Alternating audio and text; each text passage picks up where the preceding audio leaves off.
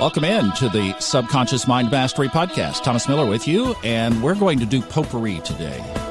Like Arts and Crafts Day, we're going to do potpourri. Put several things together and come out with some beautiful aroma at the end of all of this. Glad you're stopping by. Thanks for being with us.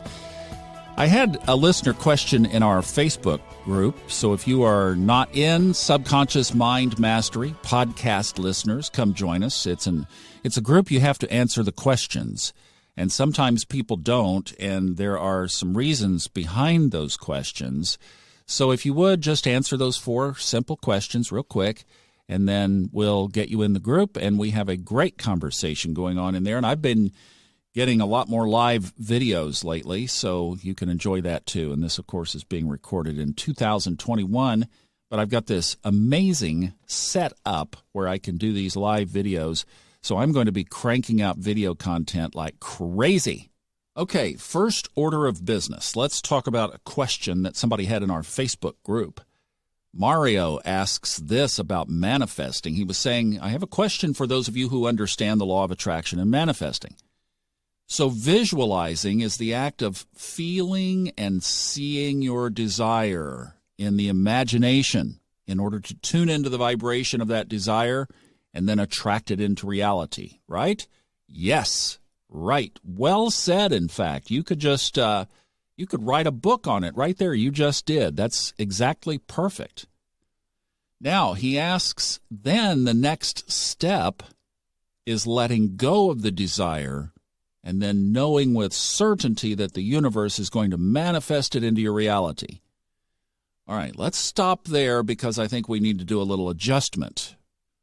So the thing is, when we start thinking about rules and steps and laws and processes and procedures with law of attraction or manifesting or any of this spiritual work that we do, any part of it, including the lines on an astrology chart, we are bringing the infinite into a human box.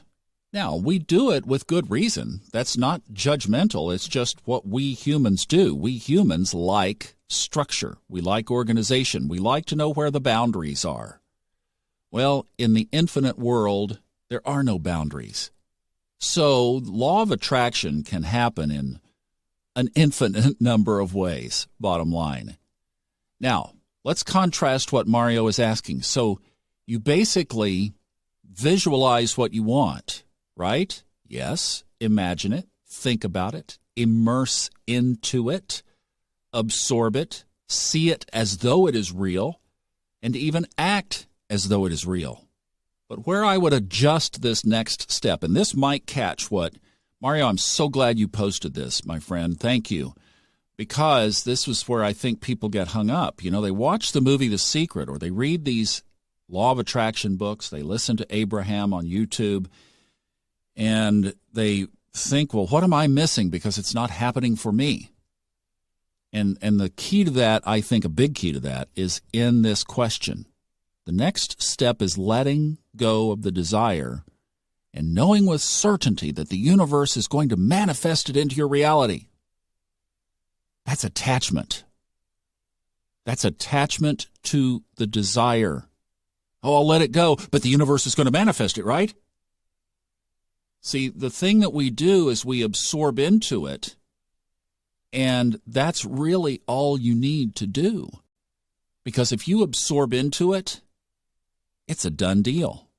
Have you ever been in love, and then you go back and you say, am I in love? It's Monday morning. I'm waking up. Am I in love?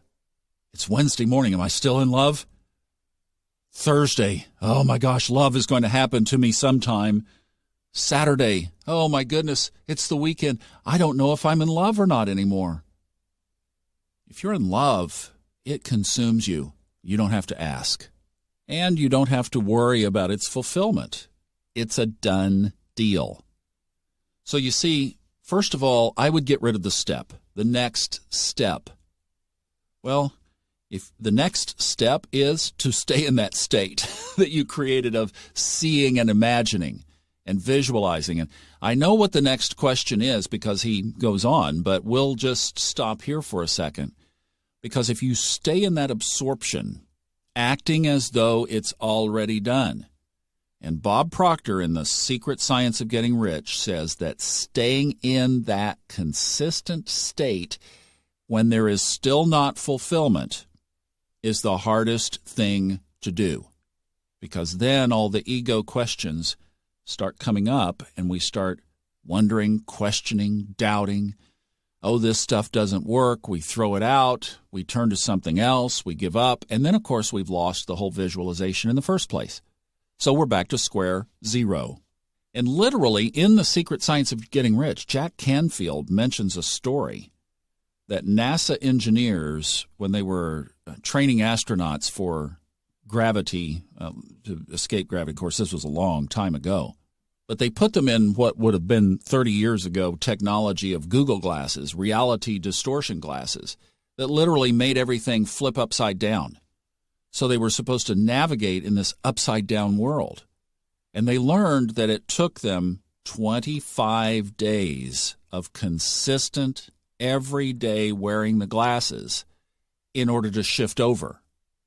And then they shifted over. So after the 25 days, they had it. Now their body was responding as though they were flipped around upside down. Well, what they found is if they took the glasses off because they were exhausted, you had to start the 25 days over. It didn't automatically continue. It was back to zero. And I think there's a lot of parallel to this with that, because for anybody to stay in a consistent state as though it were absolutely done for 25 consecutive days is very, very difficult. Now, here's the rest of this question. So he says, if that's the case of letting go, what has me confused is, wouldn't visualizing or daydreaming about the desire more than once mean that you're not letting it go? So see, what Mario has seen in the process is to visualize and then throw it away, right? Let it go. Well, what you do is, the part that you're letting go is that part of the incomplete experience. That's ego-driven. So you're in love. You have a partner. You go through the day. You're together in the morning, and then you go your own ways. Do you forget about your partner sometimes during the day? Sure, you're focused on work, you're doing your errands, you're working with the kids, whatever. A person's not top of mind. You've, in essence, let them go, to use this same terminology. You've released them to their own day, and you've released yourself into your own day. But do you ever doubt the relationship? Do you have to pulse check at 2 o'clock in the afternoon and wonder if you're still, let's say you're married. Do you have to wonder if you're still married? Let's say your partner is a flight attendant. They've been on a plane all day and you've not had any text or phone communication. At 4 o'clock, are you still in that relationship? Sure, you get the point. So what you want to do is you want to neutralize your desire and your resistance to both obtaining what you want and resisting the state that you're in, which you want to, of course, reverse. So let's jump off of the relationship example and let's use a money example. So let's say that at the end of the month, you don't have enough money. Or, like so many have faced in this past year and a half, that somebody's job has been eliminated, which we have another question in our Facebook group to that extent. You need to come up with something else. You need to manifest some money. Now, that right there makes it difficult because, A, you need it. I just said the dilemma with that statement, that setup. When you need something, you're not in the right space because you've got a tight grip around it. You have to loosen up the grip. You have to loosen up the experience. You have to let them go so that they can flow. There you go. There's a rhyme. Let it go so it can flow. You know that Fred Dodson has been a mentor of mine, a coach, an example, and I've been able to work with him in business dealings around our audiobooks. Fred constantly stays in a state of non-attachment. He doesn't get rattled about something. I mean, we've even seen people violate the copyrights of the audiobooks on various places, and he just deals with it. He doesn't get upset. He just deals with it from a standpoint of, well, that doesn't work, and I'm going to take care of it, and he fixes it.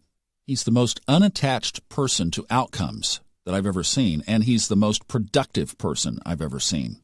It's because he stays in a state of flow, but he's not worried about the procedure or the process. He stays in the state of being who or what he wants to manifest and have unfold.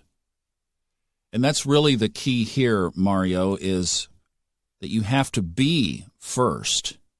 See, we have this paradigm where we have been trained that we do things in order to have things so that we can then be what it is we want to be. For example, you go to school, you get a good education, you learn the skill of being a surgeon, you learn medicine so that you can have a successful career, so that you can make lots of money operating on people, so that you can have a big house, a ranch, and nice cars. That's the do, have, be. And it works. People do it. It's a viable model. What Fred advocates, and when you step into the reality creation model, when you step into the law of attraction model, you be first. Then you take actions, you do, out of that being, so that you have the end result that you're looking for, which is a full loop, because that takes you back to what you were being. It fulfills. We had another post from Melissa in our Facebook group who said that she was reaching out for energy and guidance after 13 years her job was eliminated. She's hoping to apply to a new position with the same company, but nothing is guaranteed. She said she knows opportunities await her, but in the in-between, it is a scary place. Yes, indeed it is. Listen, I first started observing this back in 2019 when I got my eyes on Saturn and Pluto and this magnificent shift. I say magnificent in magnitude, this very large shift that is happening on the planet. And I started realizing for myself, just my own eyes and my own interpretation was that a lot of things were going to change, and that we didn't know at the time that COVID was going to be the catalyst of that. But there are going to be a lot of shifts as we look at how we establish the new world of reality that we exist in called the new normal. And something came in with COVID, of course, that we've never heard before, and that was the category of essential versus non-essential workers. And millions, throngs of people around the world were shut out of their workplaces because all of a sudden they had this moniker of non-essential.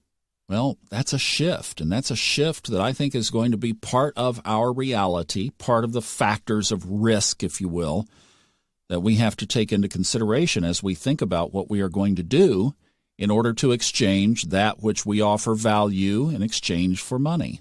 And even the flow of money could change that we haven't seen the end of yet. So we are definitely in this big area of transition, no doubt. One of the things that came to me, and this was intuitively, that I started working on was learning new skills. There's a listener to this podcast who got an astrology reading from me a couple of years ago, and he's in technology, and the reading was very clear that technology was his deal. And he was like, oh, no, you don't understand. I am 30 years into this. I am done with technology. I was like, no, technology is your thing. The energy is there. The support of the universe is with you in technology. Don't run away from it. Well, what he started doing was studying cryptocurrency, and he really learned it from the perspective of somebody who was in technology. He has a YouTube channel coming out here at some point, and I'll be pointing you to that when it's launched and up and running. But this is a perfect example. He learned something new. He didn't know squat about crypto when we were having that conversation, at least from a functional standpoint.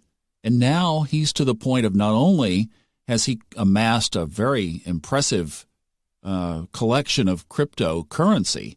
He keeps it in a shoebox under his bed. I don't know why. That's the one part I don't understand. See, the part about crypto I don't understand is, where is it? It's like, where do you put your hands on it? I want to go count my crypto. Well, you got to get online. Well, one of the risks that he's got to deal with, as we've seen here lately in the world, is these cyber attacks. Well, what if your crypto wallet gets cyber attacked? And I'll bet he's got an answer to that.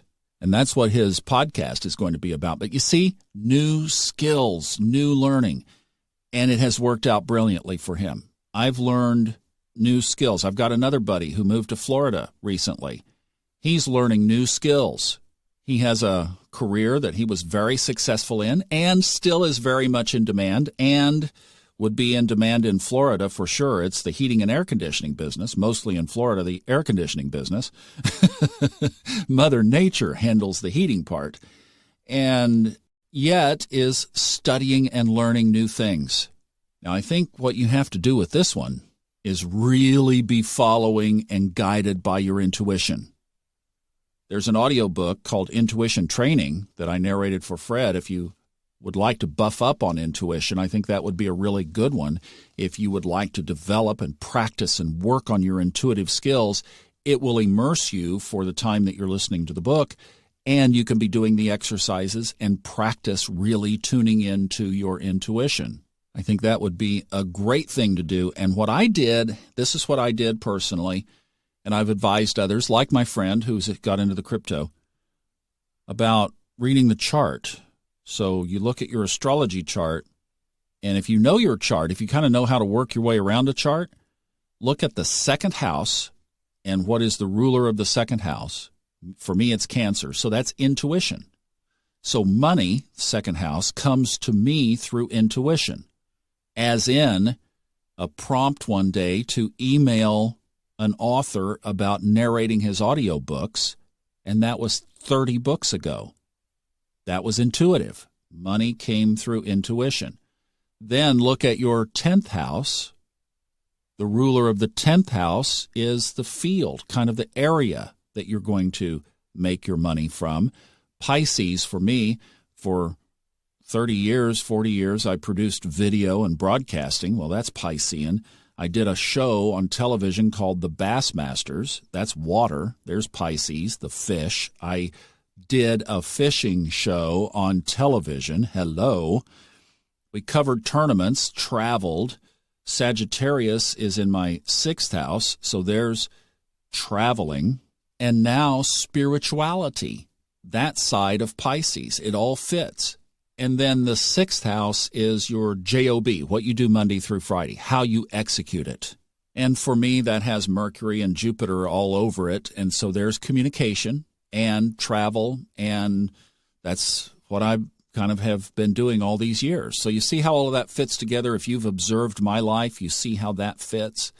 And that's some of the areas where you can look at flowing with the energies. But I just had this very intuitive guidance back in 2018 to start looking at astrology, and that has exploded. I also was thinking of something and talking to somebody the other day about this, that when I got to Aspen in 2015, I had this just could not shake it strong desire, or I don't know if desire is the right word, maybe strong impulse to get into real estate. Well, I didn't, because as I pinged it, I was like, I don't know. There were some things about it that I had other interests, and I didn't know that my creative side and my production side and my communication side, I mean, that all could be fulfilled in that career, certainly, absolutely. But here's the thing, tuning into the energies around us. In 2015, when real estate was just ambling along, here was this really strong desire, get into real estate, get into real estate. Get a real estate license, get a license, and look at what's happening now. I mean, it's just gone berserk. So if I had done that in 2016, 17, I could have gotten established with a brokerage firm place, and, if I wanted to be in that business, could have been in that business. I'd rather be doing podcasts and chart readings and digital products and talking to you on this and doing a radio show. So I'm where I want to be, but boy, look at what tuning into that energy could have produced. And again, that was hammered out on the hiking trails in Aspen. That's where that impulse or that intuition came from.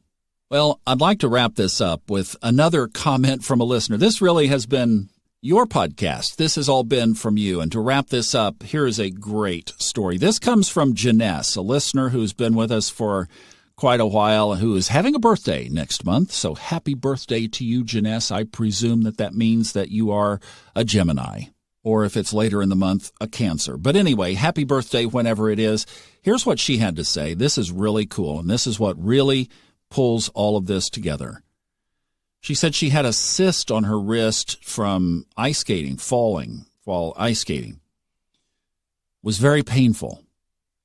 So she went to the doctor and had it checked, and he said, don't have surgery to remove it because A, infection, risk of infection, and B, it could still hurt just as much. So the next day she says she was listening to the podcast the whole day. Wow. I was like, that's amazing. Thank you for that. And she heard the story about how Fred Dodson dissolved a toothache by just putting healing energy and thought toward it, that it was going to be well.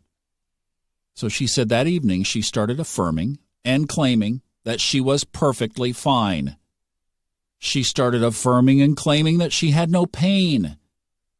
And she said, to her surprise, the next day she noticed that the bump was way less and is almost gone. And she said now it was almost nothing when she wrote me this just a few days ago. She said the universe really surprises us in tons of ways. It sure does. And she was grateful about this and the knowledge that she learns from listening to the podcast. Janess, thank you so much for sharing that story. And I just send that to say that if you will send the cells of your body those happy thoughts. Do you remember that little song from Majana's daughter? Every little cell in my body is healthy. Every little cell in my body is well. Something like that. It's a cute little jingle that she just came up with when one day she was feeling not so good. And she started feeling better. So it's what we tell ourselves. And that goes back to the full circle on the manifesting, because if we tell ourselves for 1 second, this doesn't work, Jack Canfield, we start the 25 days again. I hope that helps to hold the faith through these times. Yes, things are shifting, but embrace the shift and start moving with the shift and moving with the new energy. Start looking forward, not backward. And we will all be led and guided to our own truth and our own reality through this. It's an individual thing. So you can't look or ask about what somebody else is doing. Right now, the universe is really focusing on you. It's your path. It's your work. It's your guidance. I really appreciate you listening through this. I hope it helps. And I wish you love, peace, and joy as you enjoy the journey. Thanks for listening. I'm Thomas Miller. We'll see you next time. The opinions on this podcast are those of the host, based on personal experience only, and are not intended as medical or psychological advice. If you are experiencing symptoms that require professional treatment, please contact a licensed medical practitioner.